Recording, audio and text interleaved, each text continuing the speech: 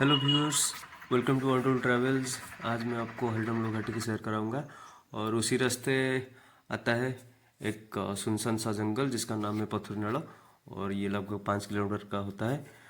आप अगर सुमंडल से आगे जाओगे तो मानापल्ली तक ये जंगल आएगा और ये रोमांच से भरा है, एकदम सुनसान है। आप जब जाओगे तो आपको थ्रिल मिलेगा और उसके साथ साथ थोड़ा डर भी लगेगा, लेकिन ये रोमांच जीवन में होना चाहिए और ये आपको जिंदा रखता है।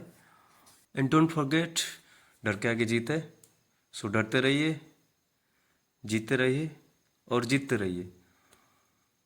मैं अभी आपको दिखाऊंगा रास्ते में क्या क्या आता है। अब देख सकते हो कितना सुनसान जगह है। इतने टाइम हो गए, एक भी गाड़ी आपको नहीं दिखा होगा। मैं अकेले ही जा रहा हूँ और ये जंगल ख़त्म होने के बाद आपको मानापल्ली दिखेगा। वो एक छोटा सा गांव है, वहाँ पे एक पार्क अभी बन रहा है, अंडर कंस्ट्रक्शन है। फ्यूचर में आप आओगे तो वो वहाँ जाके आप घूम सकते हो, थोड़ा चिल कर सकते हो। और उसके आगे जब हम जाएंगे, एक गांव है कन्नीपुर करके, वहाँ पे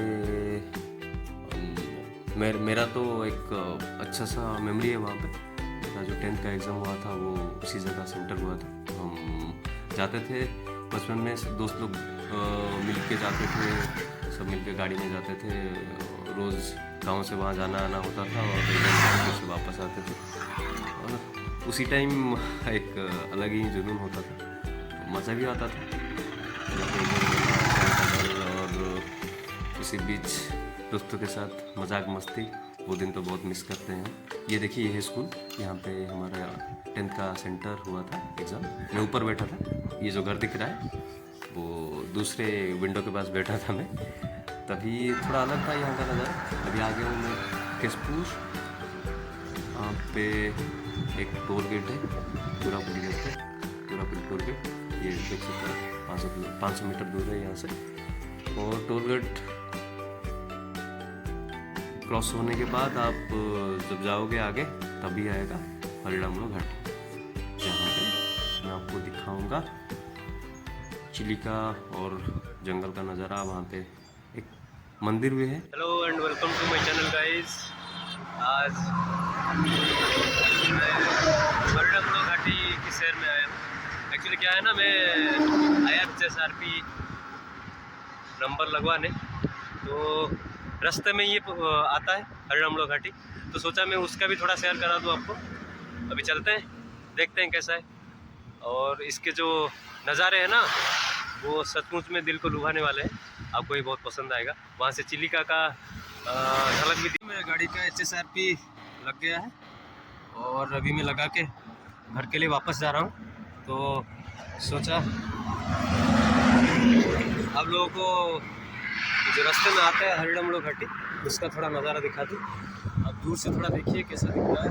बहुत सुंदर सा ऊंचे ऊंचे पहाड़ है और ये NH16 में आता है। अब जब NH16 में होके परमपुरिया भुवनेश्वर जाओगे तो बीच में ही आएगा, रंभा के आसपास। अभी चलते हैं, दिखाता हूँ मैं आपको उसके नज़ारे।